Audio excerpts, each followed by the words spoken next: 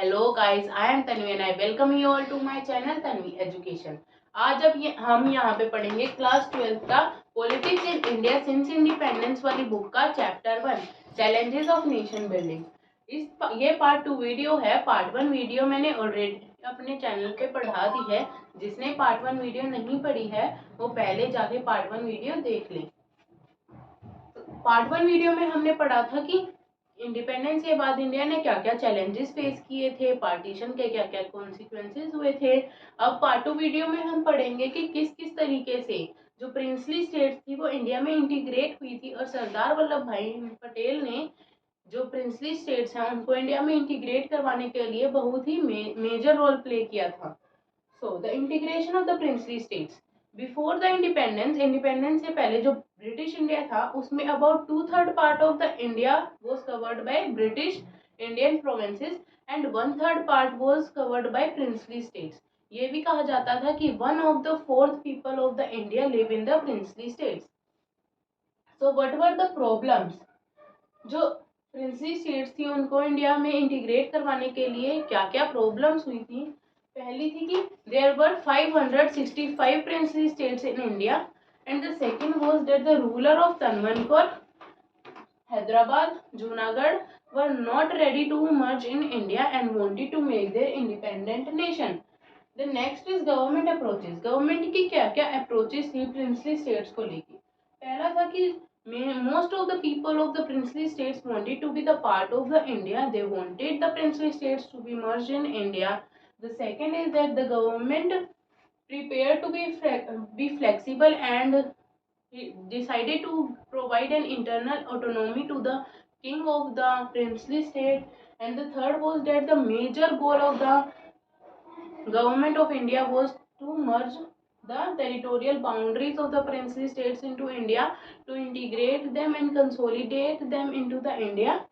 What is instrument of accession? Instrument of accession क्या है? Instrument of accession एक type का एग्रीमेंट है, कॉन्ट्रैक्ट है जो princely state of India and the British of government of India के बीच में साइन हुआ था। इस एग्रीमेंट के अंडर क्या हुआ था कि जो गवर्नमेंट ऑफ इंडिया है उन्होंने प्रिंसली स्टेट से एग्रीमेंट साइन करवाया था कि अब वो इंडिया का पार्ट बन चुकी हैं और जो गवर्नमेंट ऑफ इंडिया है उन्हें इंटरनल ऑटोनॉमी प्रोवाइड करेगा कि वो इंटरनल अफेयर्स में उनकी पावर रहेंगी।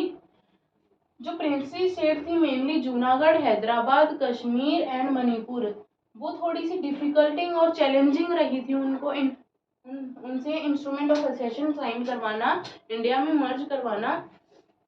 सो the first major princely state was Hyderabad.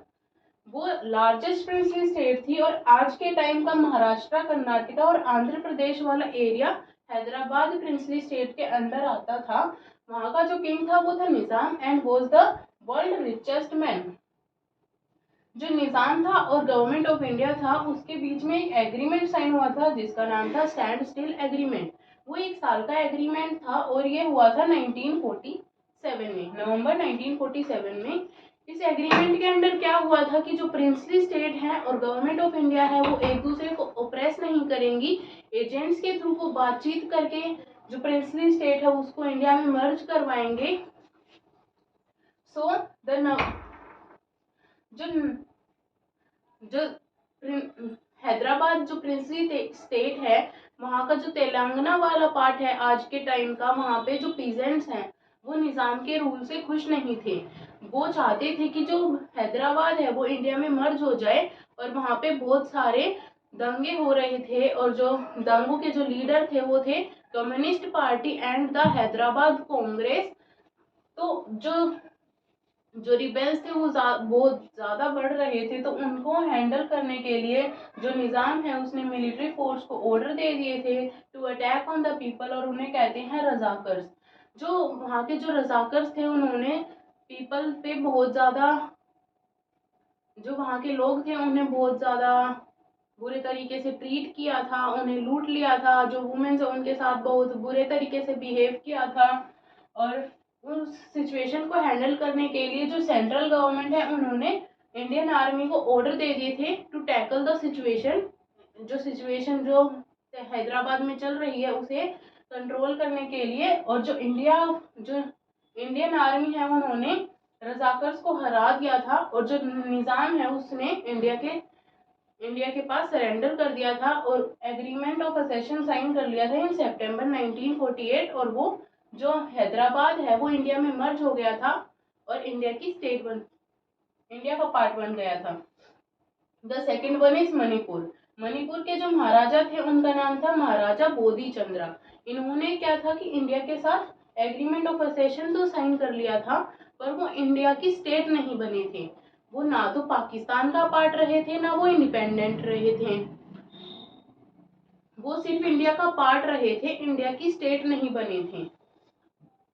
तो जो मणिपुर के जो पॉपुलेशन थी, वहां के जो लोग थे, उन्होंने राजा को प्रेशराइज किया कि आप इलेक्शन हेल्ड करवाए।